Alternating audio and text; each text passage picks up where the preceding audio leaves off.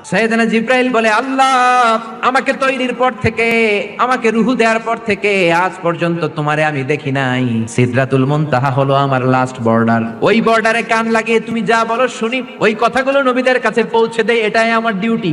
আজ পর্যন্ত আমিও তোমারে দেখি নাই, তোমার নূর এখনো দর্শন লাভ করি নাই, আমিও দেখতে চাই। আমার ভাই মুসার সাথে আমাকেও দেখতে দাও। আল্লাহ বলল, no no, this game is between Musa and me.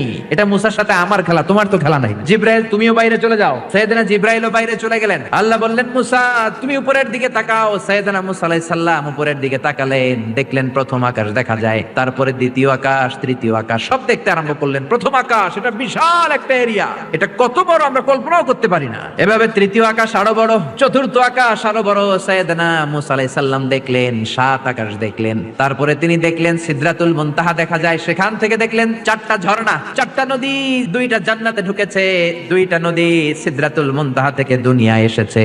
একটা নদীর নাম হলো মিশরের নীল নদী, আর একটা হলো ইরাকের দজলা নদী। সুবহানাল্লাহ। তারপরে নজর করে তাকালেন, সেখানে